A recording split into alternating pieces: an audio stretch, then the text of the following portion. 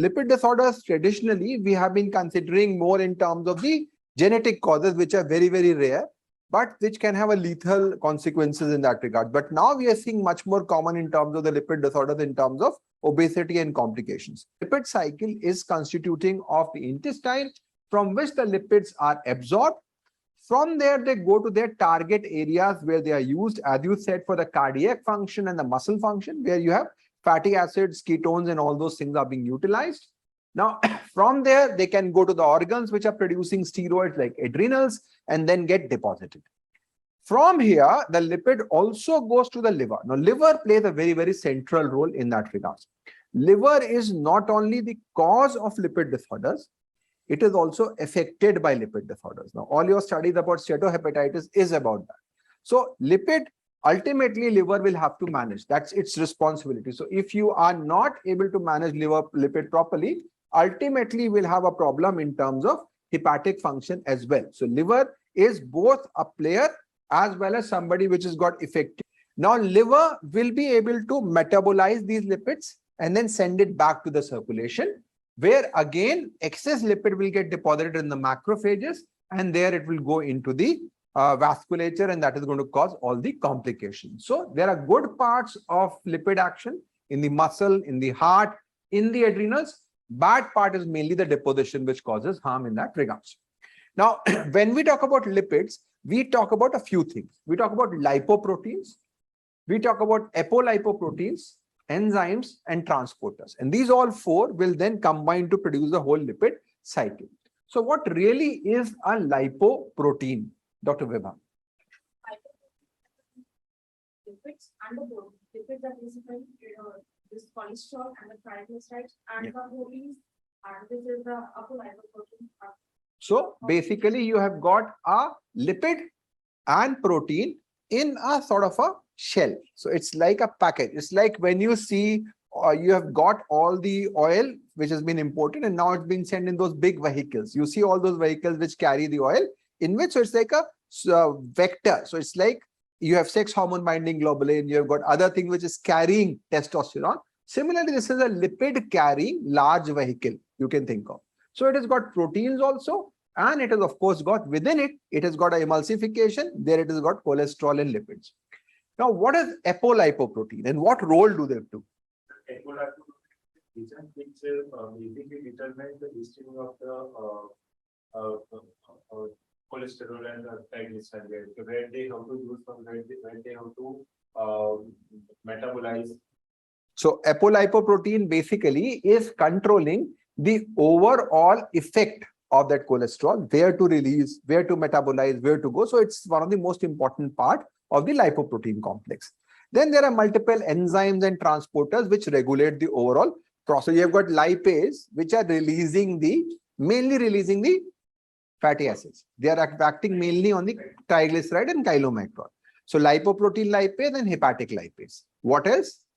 Apart from that, we have various transporters and which is responsible for the and there is also a acyl transferase, which is very, very important, and you have one which causes sulfation. So sulfated products become also important. So in a way, if you talk about this, lipoprotein itself has got lipids and proteins, which is apolipoprotein, and enzyme and transporters. These three will decide your fate.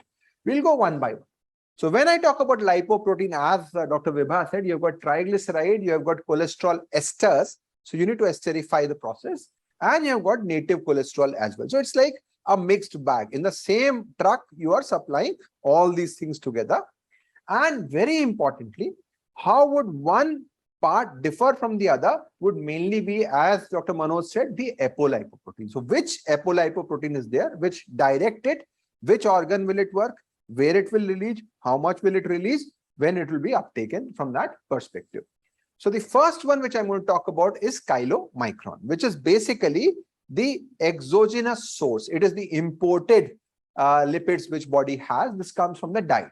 So chylomicron is unique that it has got huge amount of triglyceride. It has got less amount of cholesterol. It has got largely triglycerides in this scenario. It comes from the intestine and it is the carrier of dietary lipids. It has got multiple apolipoproteins. We talked about B, So apolipoproteins are designated into different forms A, B, C. B is important. What does B signify? If a lipoprotein has ApoB, what does it mean? Dr. Vibha? So B100 is for ABL. No. What does it mean? So if we say ApoB containing lipoproteins, they have a specific character.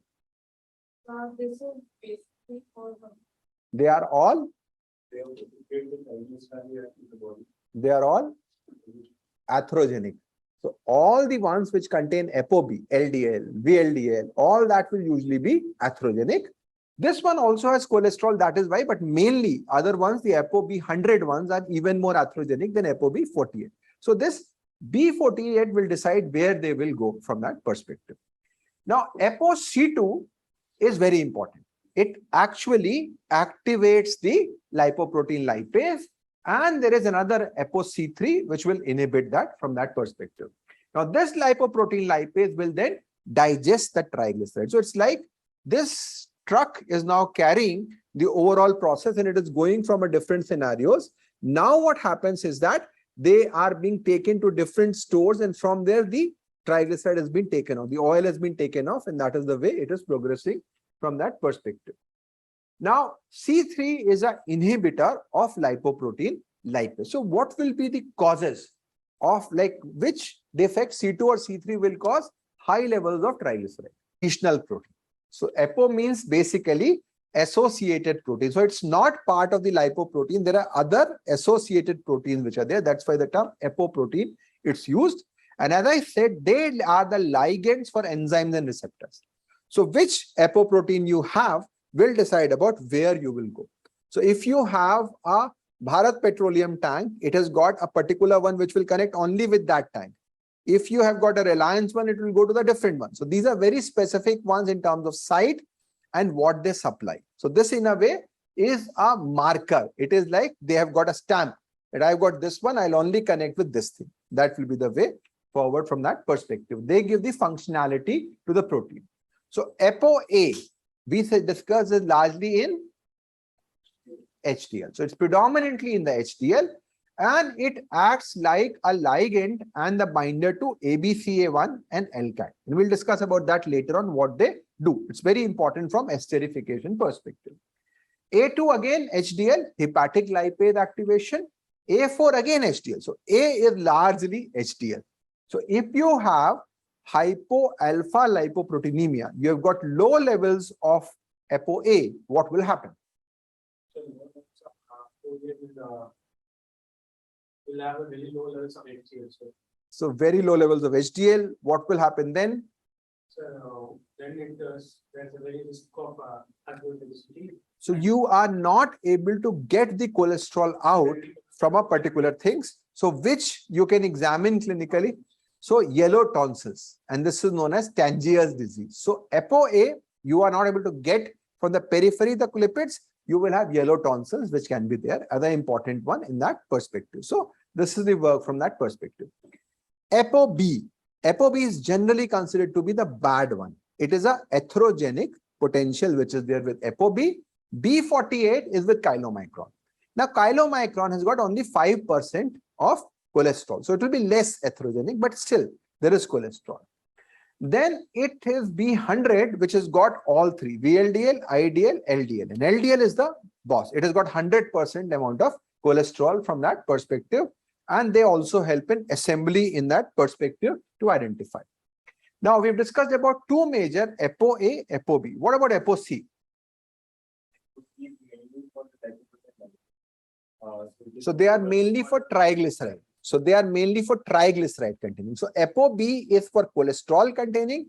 ApoC is largely for mainly triglyceride metabolism. So C1 mainly on VLDL, also a bit on LDL, and C2 chylomicron VLDL, lipoprotein lipase, and C3 is inhibitor of lipoprotein lipase. So this is how you work. So what I'm trying to say is that you don't remember everything, just remember that you've got a particular large missile-like structure in which you have got different concentrations of cholesterol and lipids.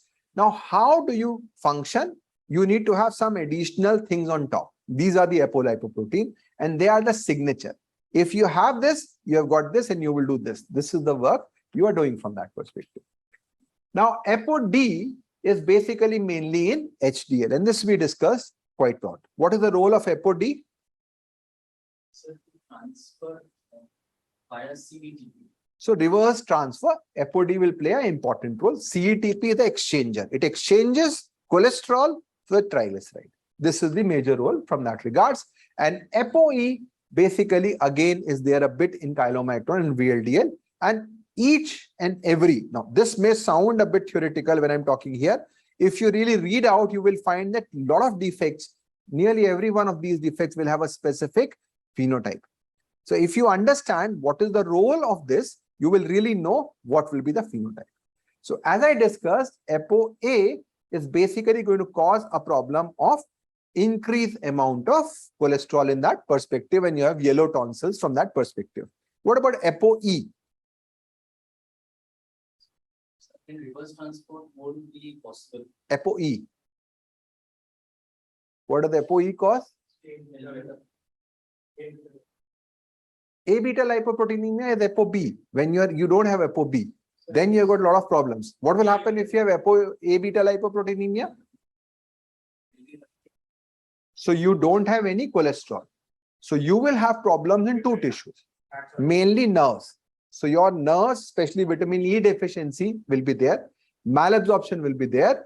Neuropathy will be there. Ataxia, a lot of other problems are there. So that's not a lipid problem, but it is of course because of A beta lipoproteinemia. ApoE defect is this beta lipoproteinemia. So all of them will have different things. They will have Palmer xanthomas, which will be there, and eruptive xanthomas, which are there. So if you understand this, it may not look very relevant here, but when you go for individual conditions, it becomes much easier to understand from that perspective.